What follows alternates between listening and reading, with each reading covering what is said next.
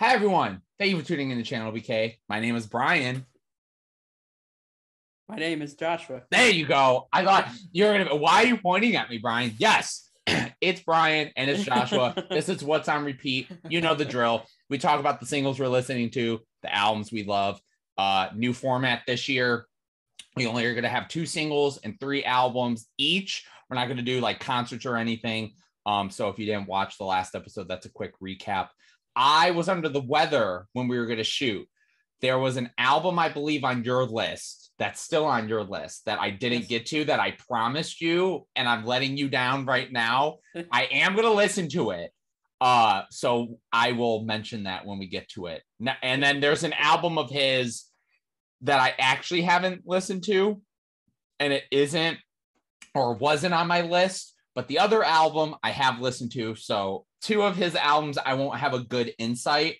One of them was just because I was sick. So that's my apology to you. The other one I haven't had on my list, but I'm excited to add it because you changed it a few days ago, like yesterday or when we're shooting. Yeah. Well, that's why I'm happy we postponed.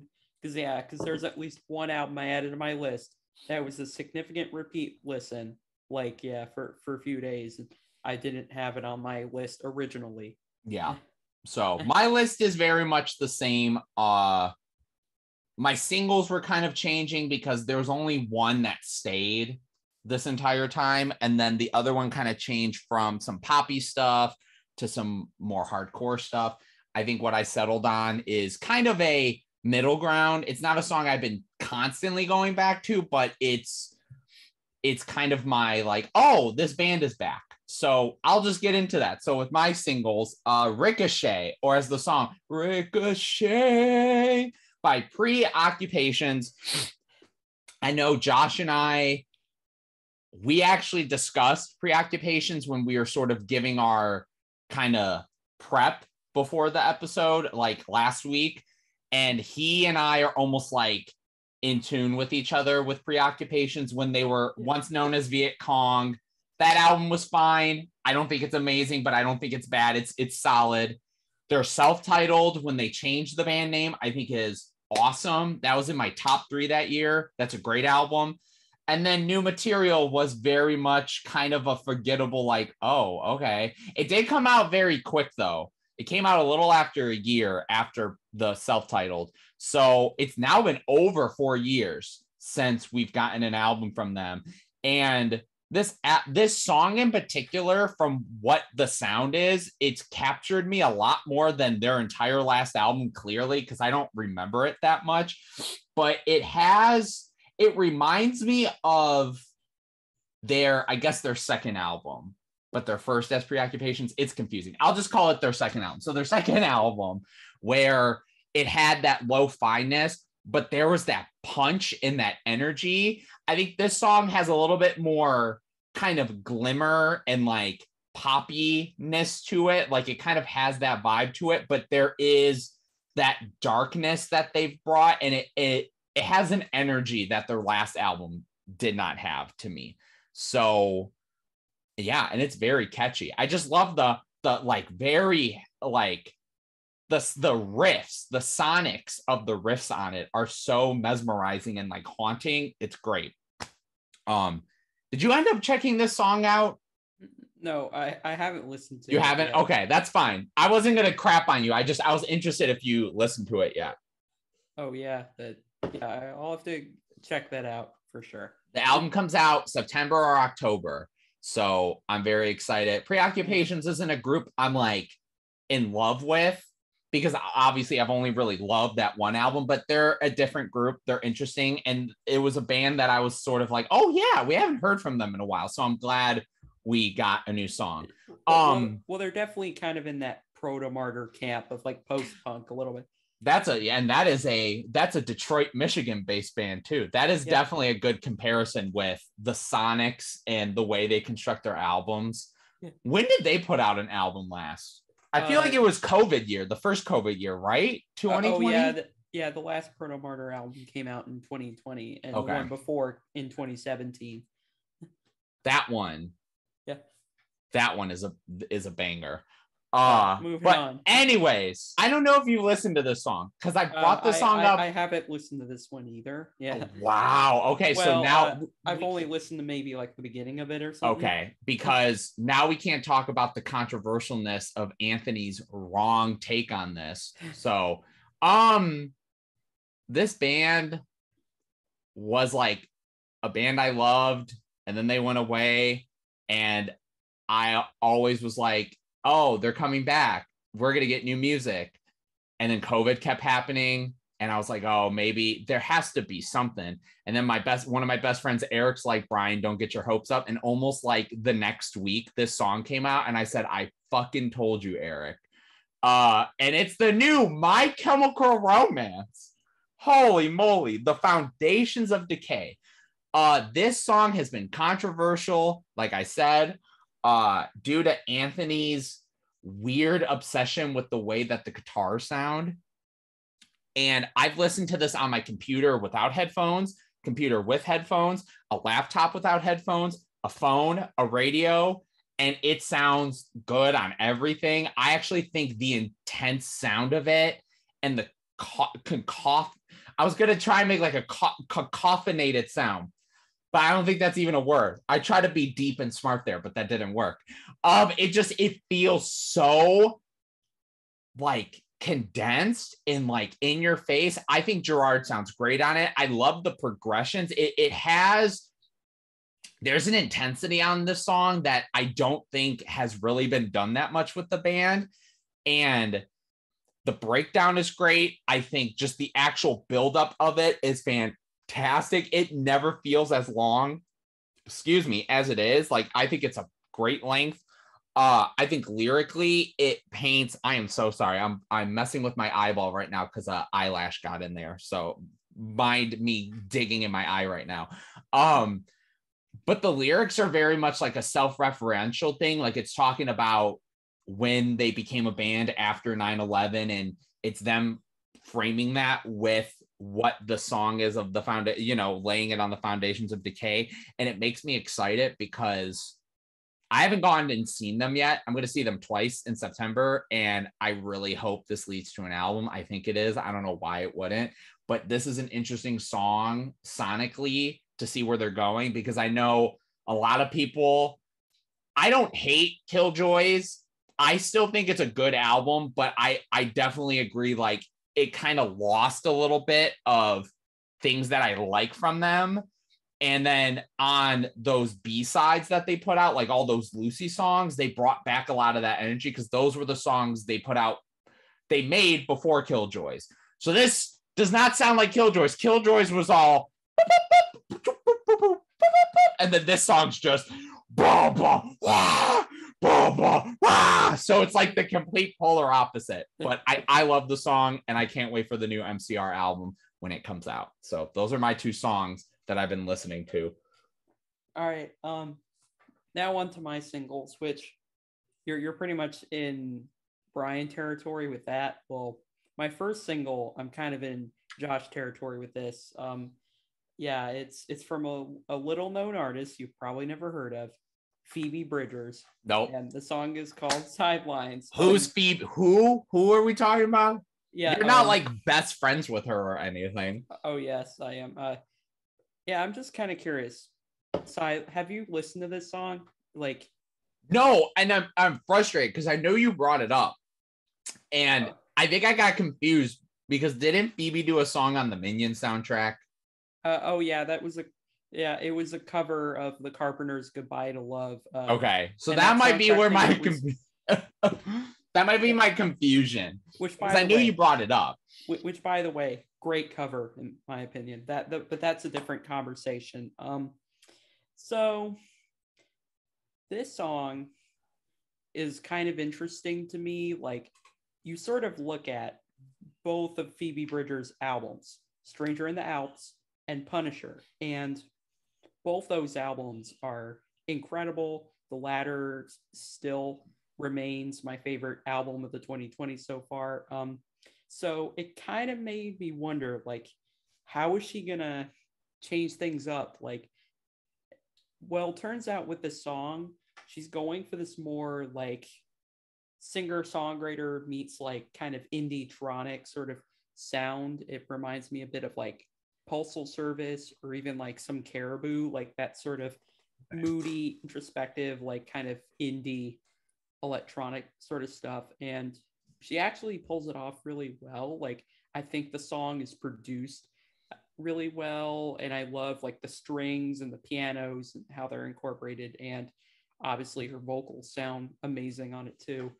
And lyrically, it's a little bit of a different song because weirdly, I don't think this is like one of her most depressing songs. Like, it definitely, even though there is still dark imagery like you would expect, it's definitely the whole message of it, like, you know, I'm not afraid of anything at all. Like, it's proof of it's clear from like this song, and even like seeing her at her shows and stuff like that, that like, you know, she's definitely, you know, she's become like more confident in herself, and like, you know, that's really great to see. And you know, she's definitely a very awe-inspiring sort of figure in indie, like not just as an artist, but like culturally, she's like made, I think, quite an impact as well.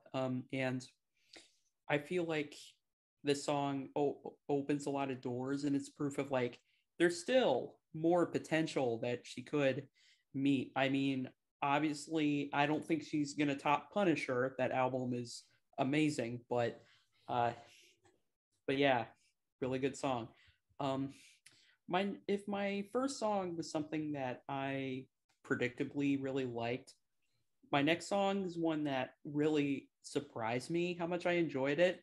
Um, it's the new Maggie Rogers single, "Want Want," which the first time I heard Maggie Rogers was on Saturday Night Live in 2018, and I was pretty underwhelmed. I mean, she seemed cool, but the song she was performing, like, she just read to me as very middle of the road, like sort of singer-songwriter and kind of pop. And I even skipped her debut album and everything. But fast forward to November 2020, she along with Phoebe, actually, yeah, I'm talking about the two artists that covered Iris by the Goo Goo Dolls that year, which is incredible. Yeah. But yeah, pretty good cover. And even though it's not an original, that was really the first time I was like, I was convinced that Maggie actually seems pretty legit as like a vocalist and everything.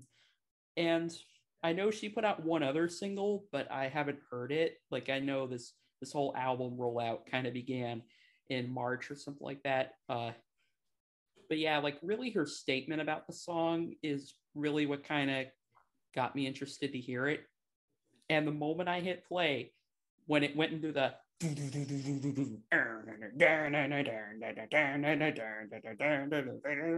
like, it has this great drive to it.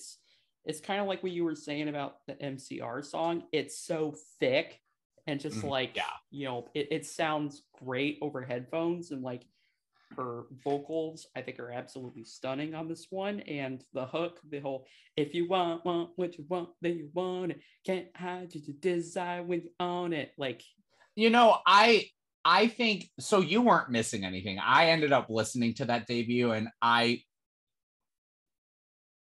literally am like, okay, in one ear, out the other. And it was funny because when I think about some of the songs I know of hers, I don't think she's a bad songwriter. And I think as a vocalist, she really does have a personality. But like, and obviously this is obviously where I'm going. It's the music. Like, I think she produces or she gets very like uninspiring stuff that doesn't help her really perform the way she does. And like you said, this track in particular is exactly that. Like, the pulsatingness, like, it's one of those things where the sound is not revolutionary, but it brings out the best parts of her. She's writing a pretty catchy song. Like, And I know this is a terrible comparison because I know Olivia Rodrigo's not the groundbreaker for this, but it's like a good for you thing where it's like it's kind of rocky, but it still has that pop appeal. And it's the energy that kind of gets you more. Like the song is still well written, but it's just her performance. You feel something from it. Oh yeah, and speaking of the content, I like how this song, like she said in her statement, how it's clearly about sex, but yet it's one of those songs where even though it's definitely clear when you listen to it what she's talking about, like it doesn't come off so on the nose that like, you know, Yeah. I can't buy into it because like, you know, for example, you probably haven't heard this album, but the Girl in Red album that came out last year, like was just the one single, the yeah. Serotonin. Oh yeah. Just that's in my opinion the only song on there that I really liked, and the rest just read to me as either really boring, middle of the road Gen Z pop, or like these like rockin' moments that like, yeah, she tried to do more aggressive stuff and it just came off like, no, keep that shit away from me. But like it, if that album was maybe done a little more like this song, I would have had a much different opinion on it. Like, but yeah, like this song is like, you know, it's yeah, it's got a lot of energy, and it's definitely a contender for. It's definitely a pop song of the year contender for me, for sure. So yes, really, really good song. All right. Well, there you go. Singles are done. Now, let's get into the meatiness. What albums from April till June were you were the one that was, you were changing things up constantly on me. I feel like you were like every week, you're like, hey, Brian, I got something new. So what is your definitive what's on repeat list? One album I know hasn't changed. The other two have. Oh yeah, and that album is The Loser by Gospel. So this is the album I promised him I would listen to, and I will. Things just happen. Yeah, and spoiler alert, this is like the lone, like not like indie female singer-songwriter album. Mm-hmm. Like spoiler alert, because I'm diving into a bit of post-hardcore, which this particular genre actually seems to be having itself quite a year. I mean, like Soul Glow had put out a pretty hyped album earlier this year, and also like, you know, Foxtails I know was kind of a cult favorite this year, and or more recently Petrol Girls, who had that song that I think defines our time right now, Baby I Had an Abortion. But that's a different story. But I think out of all of that, this album, because I actually enjoyed a lot of these kind of albums this year, but I feel like this one is easily my favorite because it's just so progressive and ambitious, and it takes you on this like journey that doesn't have a wasted moment, but it's still like pretty short. Like it feels about as short as it is. It's like 40 minutes, something like that. And yeah, and I would say the first half of this record pretty much rocks. Like the opener, Bravo, just the organs and the punchiness of the instrumentation, and like the vocals are so intense and cathartic. They're like, I feel so alive. Like, yeah, they're just, they're insane. And then the following track, Dear Ghost, which I've decided is probably my favorite track on here, even though it's shorter than a lot of the other tracks, but just the grooves on it, the dun, dun, dun, dun, dun, dun, dun, dun, dun, dun, dun, dun, and then the like, it's so like mesmerizing, and it has this great drive and energy to it. And then the following two tracks are like these really good kind of 6-minute epics. And then Tango is basically a proggy post-hardcore tango, and it slaps. I think the record loses a little steam in the second half. White Spaces is probably the most kind of normal sounding song on the album, which was so album, which, you know, is definitely cool, and it brings a little range to the album, but I feel like the vocals try a bit too hard, especially near the end, where they're just like hi, hi, hi, hi. Like yeah, and it's and then yeah, Metallic Olives is I think a really cool track. It's definitely more of a slow burn than other tracks, but still really good, and the payoff is incredible. And then Warm Bed, I think, is one of my favorite outros to an album this year.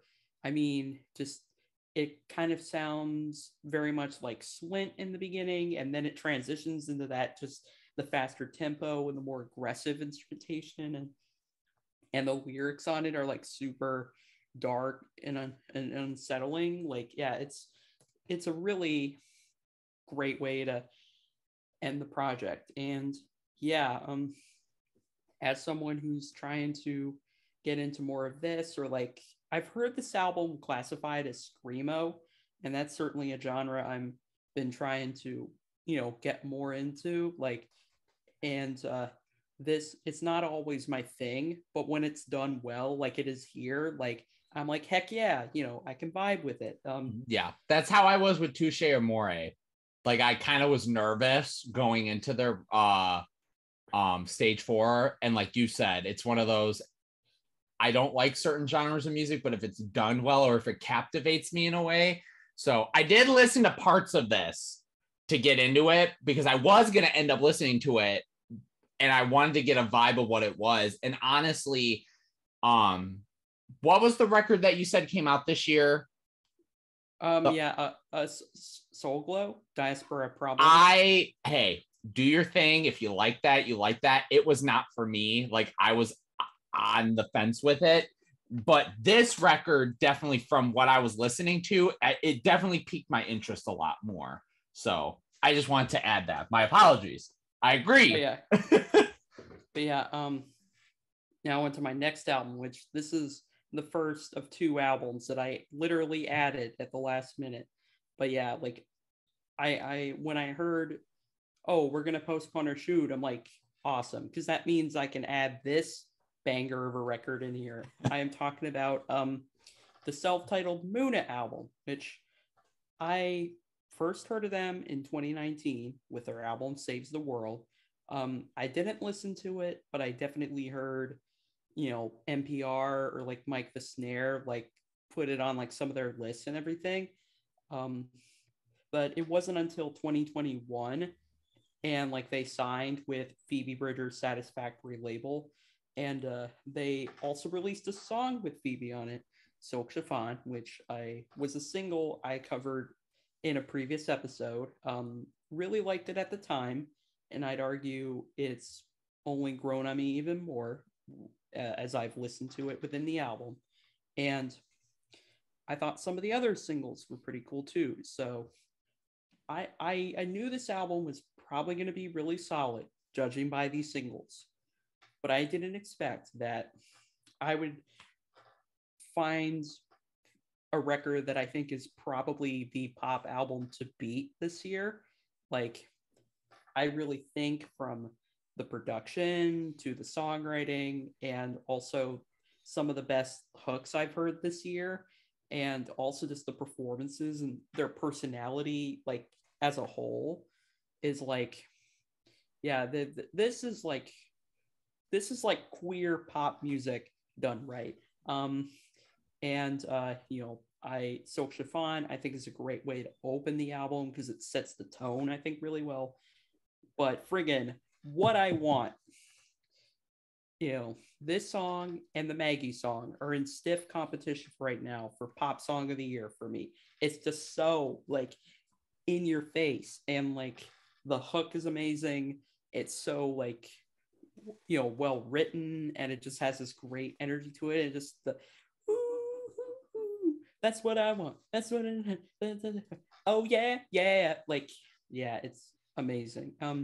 And then Runner's High, I think, has some cool kind of house sort of production going on. Yeah, it's and stuff like that.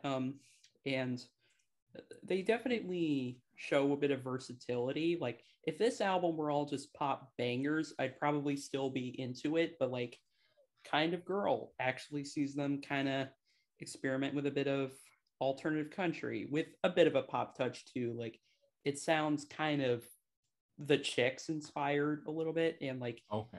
and it's like a very well written song, kind of about not wanting, sort of saying, I don't want to be lumped in a particular category, like we're all just kind of human. And also Handle Me, I think, has similar sounds, albeit it has more of this like trip hop vibe to it that I really like a lot. And I'd say probably the only track on here that did not totally work for me was No Idea, because that song has some good ideas on it, but like the auto tune on the vocals just feels very unnecessary, and it kind of flattens whatever kind of real humanness the song may have, which is kind of, this album, for it to be so, synthetic in terms of what it's doing musically, it still like has this real like human sort of feel to it. But I think the final third of the album is fantastic.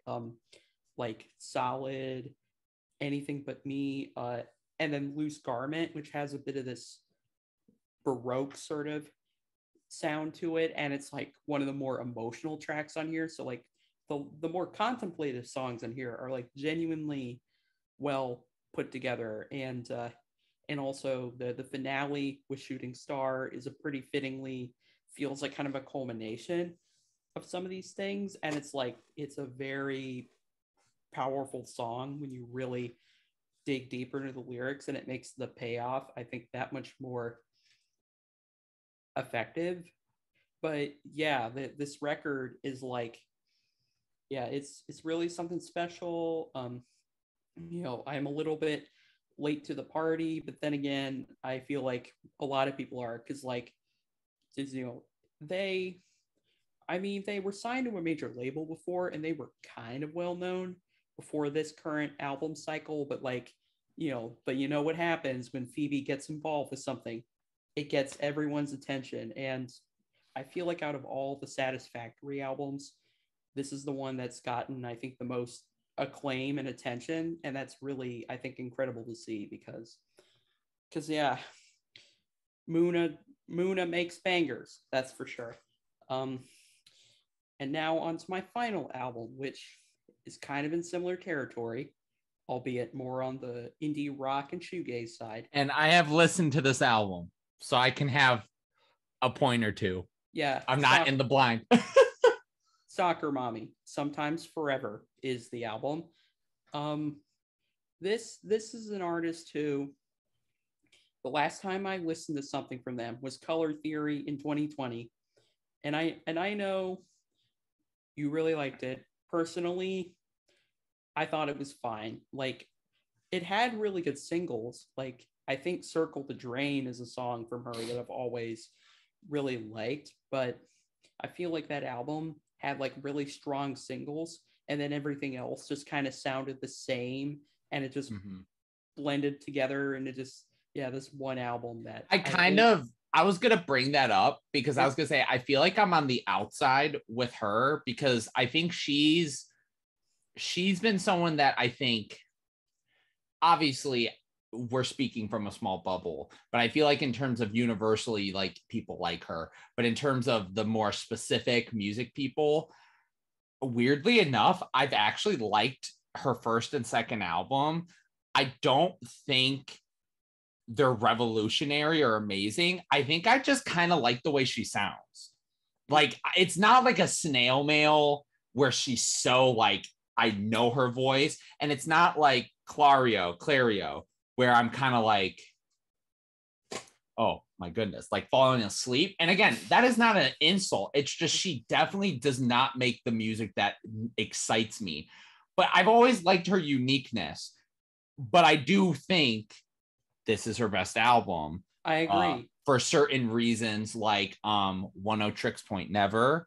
Oh yeah. Which is a weird contribution. But I think, here we go, I think him working on this record is better and was a better product than After Hours. Or no, Dawn FM. Fuck, it was Dawn FM. After Hours was his last album. than Dawn FM. I agree with you on that take, and I also really like the way this album is sequenced. Of like, you'll get a couple of kind of poppy, more straightforward songs, but then like you'll get a more experimental track, and then it'll kind of repeat. Like, I mean, how this album opens. I mean, Bones, I think is a pretty apt way to open a Soccer Mommy album, and I think it's a great opener. And then like With You, like even the seemingly more normal stuff on here still has that like subtlety to it. Like the song has that little like playing over that more shoegaze kind of instrumental. But then it's followed by Unholy Affliction, which I remember messaging you when I first heard it. I'm like, okay, now this is making sense. What's going on here? And then the next two songs I really like a lot too. Like Shotgun, I think is incredibly catchy and has one of the best, I think, bass lines in indie rock this year. But then like Darkness Forever, I think is probably the most obvious curveball, because like that was the one song where I remember listening to it and being like, wait, I'm in the middle of a Soccer Mommy album. Like this is, yeah. I was kind of like, what is this like creepy shit happening here? And it wasn't like in a bad way, but it was more like, I would have never expected this, but I kind of dig it. Because like that song just has that like like those guitars just sound so demented, and like everything sounds so eerie. Even her vocals, like the way they're just like yeah, it's like it should not work as well as it does, but yet it absolutely does. And there's some songs that have definitely grown on me, like Fire in the Driveway. I was pretty underwhelmed by it at first, but for whatever reason, on my most recent listen, because I listened to all three of these albums before shootings, so that way they were all fresh in my mind. And like this song, even though it's one of the simpler tracks, like in terms of it being one of the more acoustic songs, like those chord progressions are like so kind of, they're a little bit unsettling, and they complement the lyrics, I think, really well on there. And the way the song builds with the atmosphere and the boom, the little guitar arpeggios, I think are cool. The next two songs, I think, are kind of the two just kind of okay songs. Like Feel It All the Time, it kind of just runs a bit middle of the road to me. But I think the album ends really good, because I think the last song has easily some of her most just depressing lyrics she's ever written. Like, I genuinely worry about her, like, listening to this song. And, like, because clearly this album was inspired by her experiences during the pandemic and lockdown. And there's definitely a lot of stuff where she was talking about, her depression and stuff like that on past records. But I feel like she goes a little deeper on here, and that's another reason why I definitely think this album was an improvement from her previous stuff, because she's actually, she's a lot more specific in terms of what she's, going through, and also the production is, the compositions are like this. I think, out of all these kind of albums that have come out recently, this one was definitely, I think, the most experimental in a way, because like some of her peers are doing similar things, but they're definitely not quite going in this direction the way Sophie is. So therefore that's why I really ended up really liking this album. I love what you left off on, because that is a perfect segue into my albums. You didn't even realize it, but I appreciate it, brother. So my first album is an album that is very much inspired by Sophie, from this artist's mouth. Yeah, and not to confuse with Sophie Allison of Soccer Mommy, who I was just talking about. Oh. I thought I'm an idiot. Clearly, when you said like Sophie, I thought you're like going in a way like so, like I thought you were comparing her to. Anyways, clearly, but hey, we're going with it. Flume Palaces. Oh God, that's gonna be a great and terrible moment. Flume, I appreciate for a lot of things. I've told Josh this before. I think he is one of the better kind of EDM, like mainstream EDM guys, because I think he makes pop songs. He likes accessible things, but he doesn't make everything accessible. Like he does experimental things. Obviously, Hi, This Is Flume mixtape is a perfect example of that. Like we know he can make very out there stuff, but when it's a studio albums, I understand that he probably feels like he wants to, he said that he likes making poppy stuff too, which is fine because I think the sounds on this album are still really interesting. And like for example, a song I love, which I didn't really like it that much when it first came out, but Say Nothing. It's a song you would hear like a Disclosure do, or you'd hear, I mean, I guess like a Daft Punk in a way, even though I know Daft Punk does more like, but I'd like, it's one of those, like it could be like a Chainsmokers song. But Flume makes the song interesting sonically. I think the writing is not like super like boring. Like it's a little interesting, and I kind of like the way it goes. And I think the vocals are nice. But I think Flume does a lot of what a lot of other people like that make this music do, but I think he does it better. And I think he also does things that are interesting. Like I think Highest Building, it has the same kind of progression where it's like it's a kind of quiet verse, but then the chorus, like what mainstream person is making a song that sounds like that? Again, there's a lot of Sophie influence on here. Like I was saying, like DHLC is crazy. I thought that was great.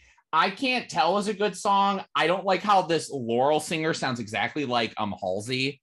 I get very confused when I listen to it.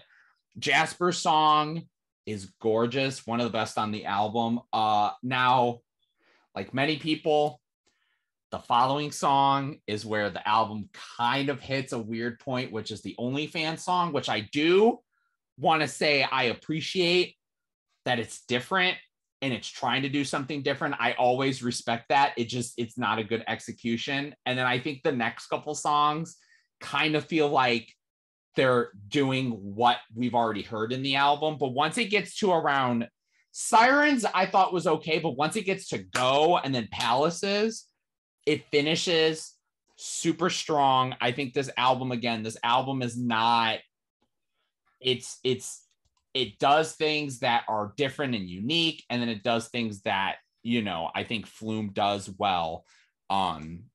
Again, he's kind of mainstream, but he also likes to do those experimental things, and I appreciate him for that. I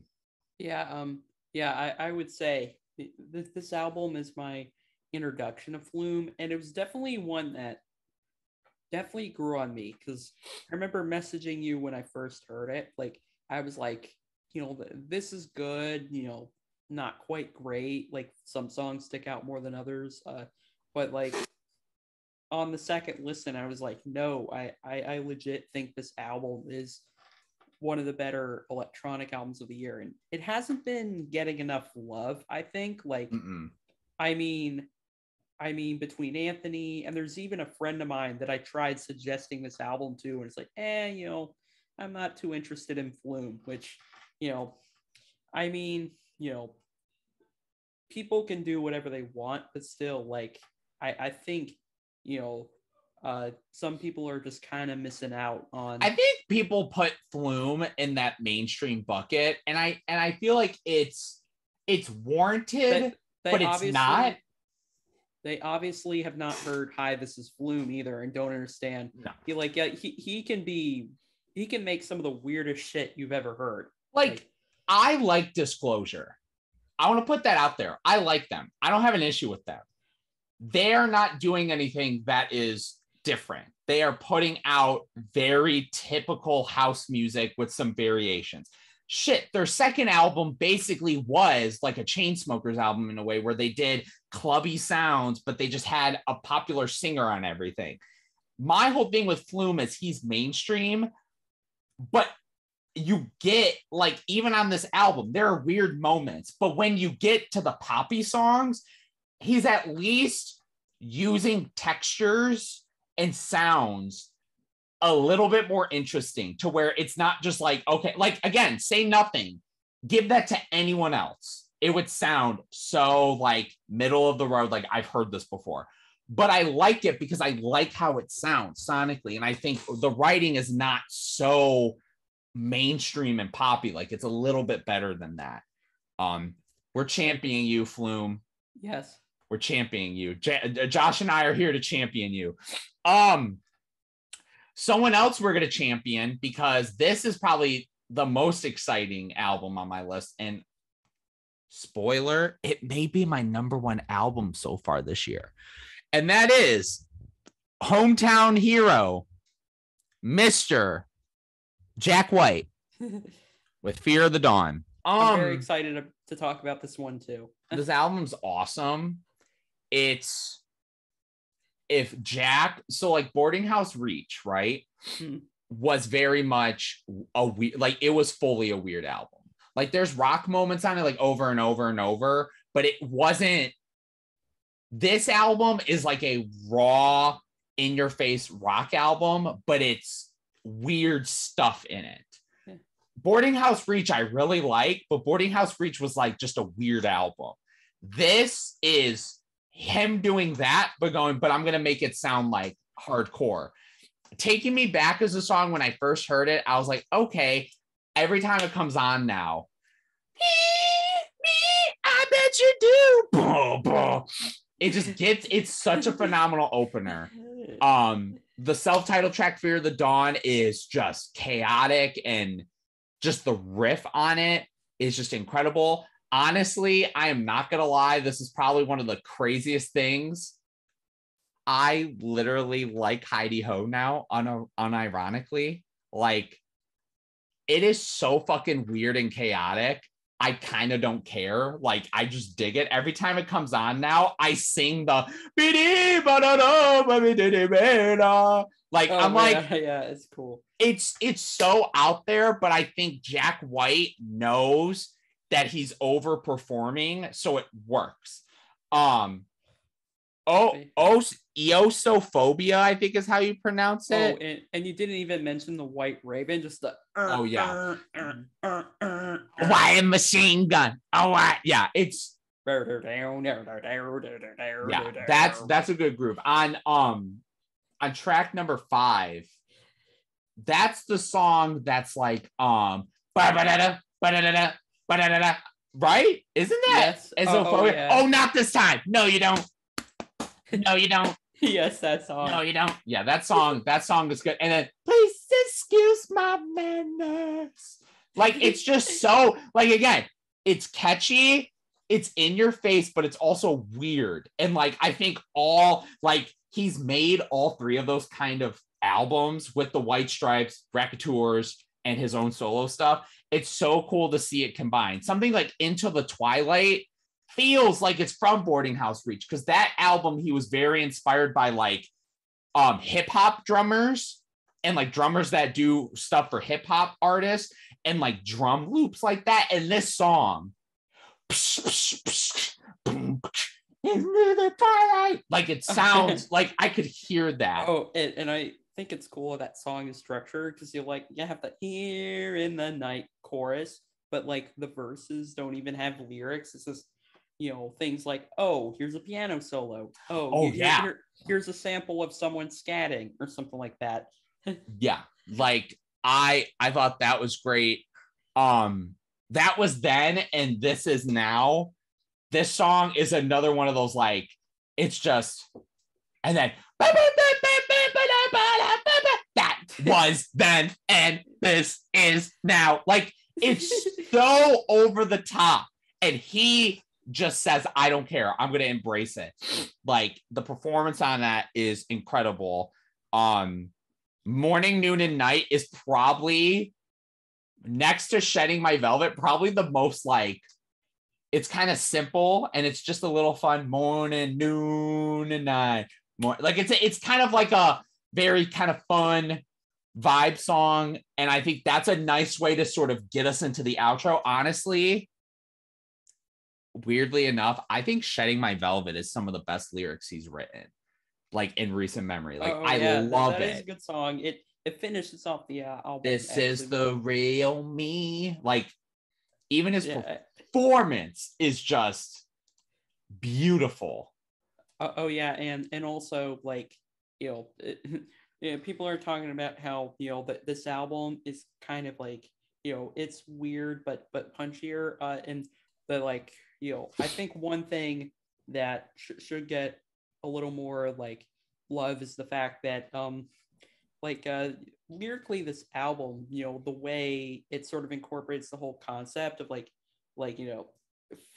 fearing the dawn and stuff like that, and using that as kind of a little metaphor throughout the album. Like it actually flows cohesively. And also What's the Trick is another kind of, maybe arguably more conventional song, but he's still doing like that rapping, and just like that scream he lets out like halfway through is insane. I only skipped it because I was trying to figure out like what were the moments that came to my head. But yeah, and even like the way his voice is mixed, like it's like what's the trick? Like it sounds, and then my love stick. When the instruments cut out at the end and it's just the snapping and he's singing, and he's like making my love stick. I'm like, oh my God, shit. I'm like, holy, but I agree with you 100%. That song is the perfect example of, like you said, it feels, there's a lot of Jack White in it, but just, he's like you said, he's performing it in a way where it's very odd and interesting, which I will say, I really like If I Die Tomorrow. I actually think that song is amazing. I'm a little nervous for this upcoming record. I don't need it to be weird because he said, this is the crazy in-your-face rock album. And then this new one's supposed to be the more like, because he has the gentle version of Taking Me Back. I like how it sounds like an old school, like bluesy song, the way he's singing it. Like the one on Fear the Dawn is him like, taking me back, and then on this he's like, you're taking me back. Oh, it's like such a weird contrast. And the funny thing is, he tried to do like both of these things on like Blunderbuss and Lazaretto, and it was maybe a tad of a mixed bag. But yeah, it's been cool hearing him do all this weird stuff, and yeah, I'm interested to see how this one turns out, given that he's doing the more folk Americana stuff on this one. I think honestly, as long as the songwriting is good, I'm not expecting it to be overly amazing, but as long as the songwriting's solid and the instrumentation is done in a way where even though it's folky and a little more simple and not in your face, as long as it keeps your attention, I feel like it should be a solid album. So I am hoping. But an album, I'm going to end it on not a low note, more so of a calmer note, because that album got me excited. It got you excited. We love that album. Fear the Dawn, go listen to it. This band is a band that my girlfriend got me into. I'm not like into them, but it was a band that she took me to see them in concert. I really liked their singles. I wasn't a huge fan of them.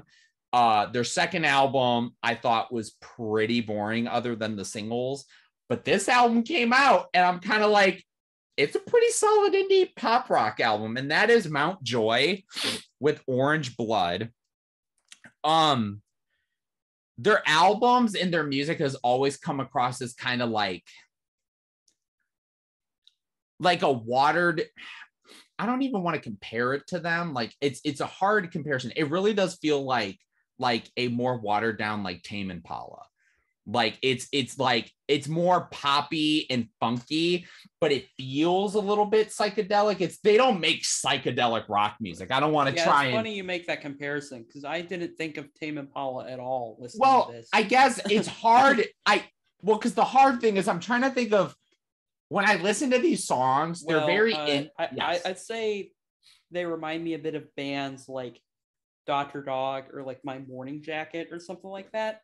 You know what? My Morning Jacket, honestly, that's a better comparison because I was trying to think of what band, because they're not psychedelic rock, but honestly, when you listen to them, you could tell there's like that little kind of there's a song I like of theirs called Sheep, and it has like a funky psychedelic groove to it, but it's not like you would get stoned and like drop acid and be like Tame Impala and be like, yeah, we're vibing, man.